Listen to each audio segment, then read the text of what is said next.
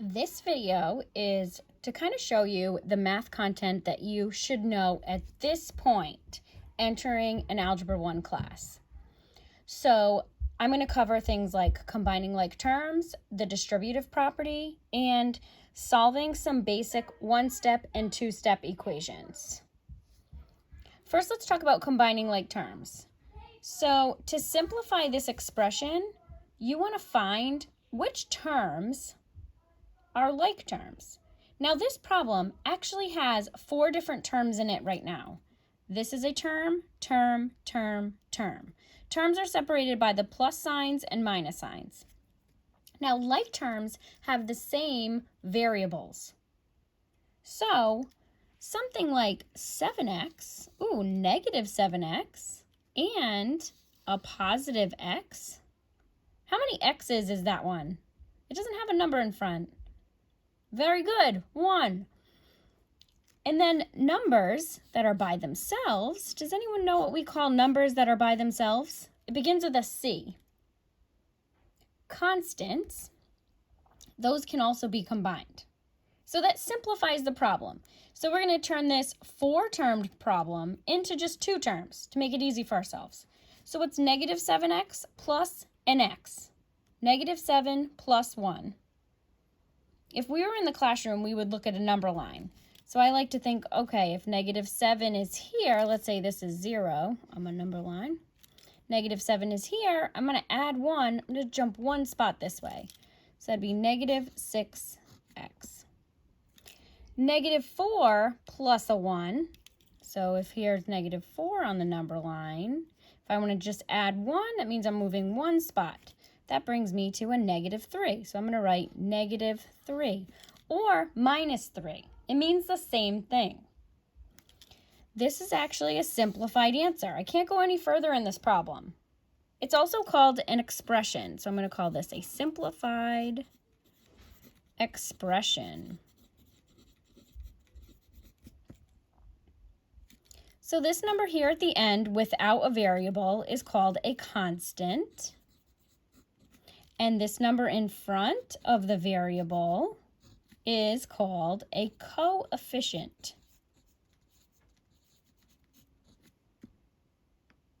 So that just the number. And then this number without a variable, no letter, no x, is a constant. And that's as simplified as you can get. We can't combine those because he has an x, but he does not. So let's try this one. I have 4 different terms. But how many of them are like terms? Or can you look and see which one is a like term? A pair? Good. 3x is a like term with the 5x. What's 3x and 5x? So when we combine like terms, you just combine their coefficients. 3 and 5 makes 3 plus 5 is 8. So I have 8 x's. And then I have a negative 8y.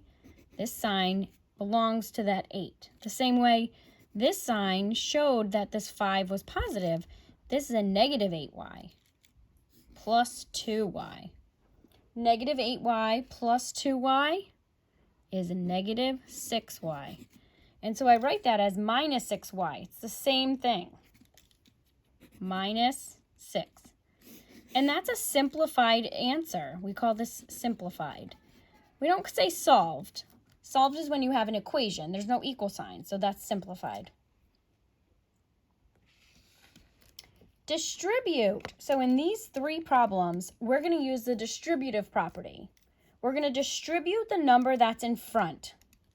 I'm going to distribute this 3 to the quantity. Does anyone know what distribute means? What math operation? So when I say math operation, I mean, are we going to add, subtract, multiply, or divide? So if you said multiply, you did a good job. So I'm going to multiply 3 to this whole quantity. I'm going to multiply a negative 5 to this whole quantity. I'm going to multiply this little negative guy to this whole quantity. It's almost like I'm saying I have 3 of the x plus 2's. So 3 times x is 3x. 3 groups of 2 is 6. And this is as simplified as I can get. Those are not like terms. Distribute the negative 5 to those two terms. Negative 5x. And what's negative 5 times a negative 7? A negative times a negative is a positive. So I write plus 35. And this is a simplified answer. Now for this one, we're going to distribute a negative sign.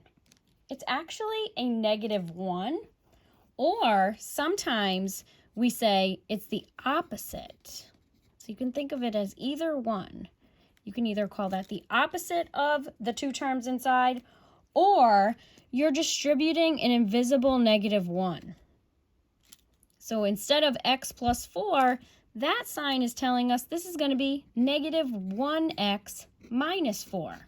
I did the opposite of that quantity.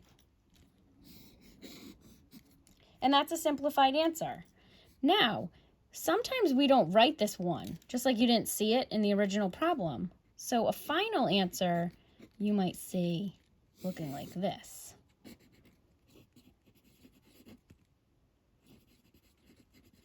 I know in our e-textbook, bigideasmath.com, they do not like you to write coefficients of 1.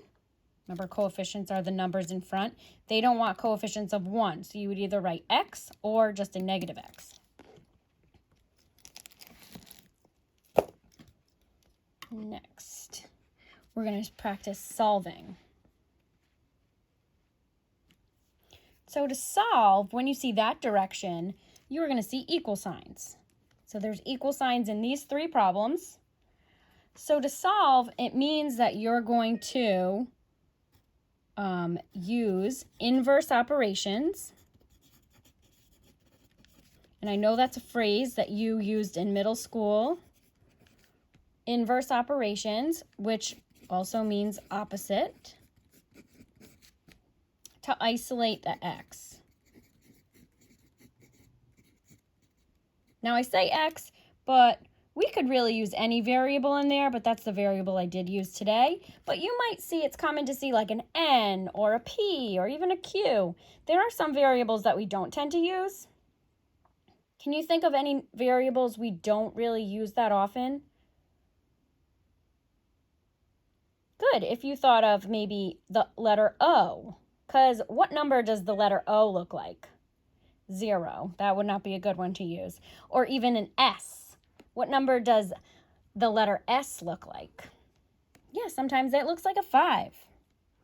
Okay, so we're going to use opposite or inverse operations to solve for the letter x or variable x.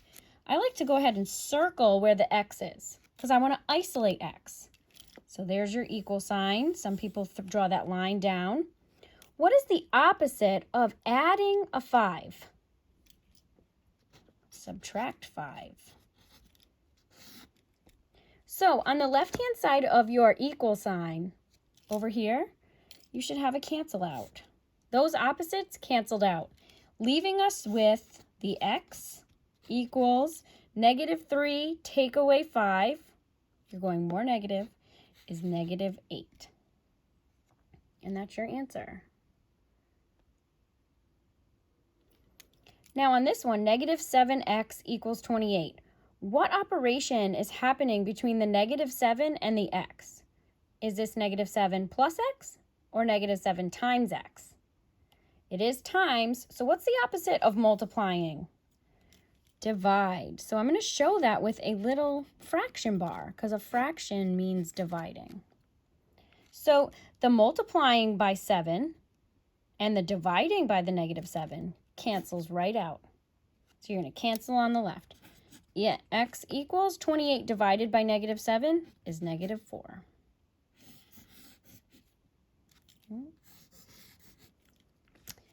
Now on this one, we have a couple of operations to do. I'm going to circle the term with the x, because the x is there. First, we to isolate the x, we want to get rid of that -4 or -4. What's the opposite of subtracting 4? Add 4. So when I add 4 to both sides, these cancel out. They are opposites. And I'm left with 2x equals 12 plus 4, though, is 16. One more step, because I don't have what x is equal to. I have just a 2x. What's the opposite of multiplying by 2? Divide by 2. So I'm left with x equals 8. This side canceled. The multiplying by and dividing by 2 canceled. 16 divided by 2 is 8. What we're going to do next is look at a couple of math problems and identify the error. So here's a math problem. Solve this equation. And here we have a response from student 1. Look at this problem and identify the error.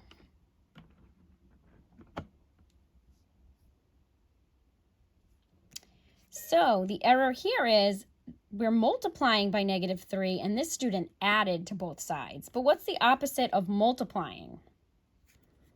So this is your error. The opposite of multiplying is dividing.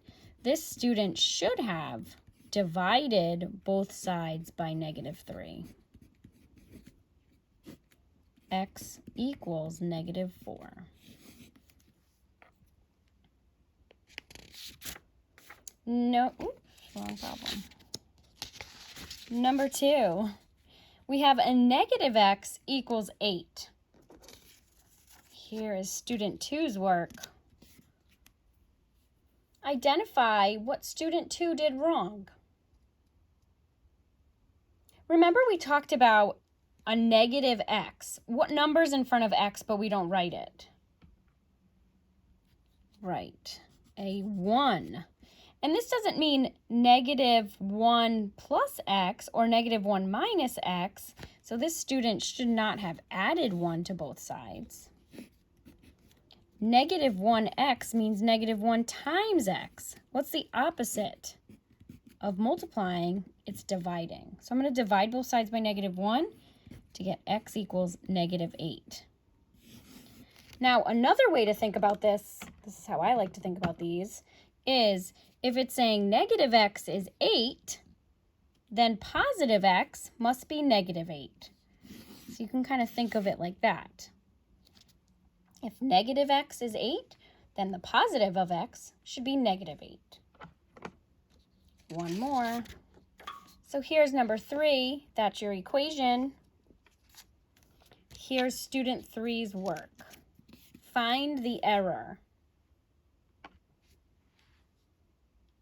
So it looks like the student added 5 to both sides. Did 5 plus a 5 cancel out? No. This negative sign belongs to the x. This right here does not cancel. So let's rewrite the problem over here and write what we should have done first. Subtract 5 to both sides. That cancels. 5 minus 5. 5 plus 5 is 10. That wouldn't have canceled out. 5 minus 5, though, cancels out or becomes 0. I'm left with -x equals a 2. Is this negative? So I bring down that. That belongs to that x. This means -1x. So you could fill in the 1 if that makes you feel comfortable. You certainly can do that. Or you can go right to, if -x equals 2, then positive x must equal -2. Or we can divide both sides by -1.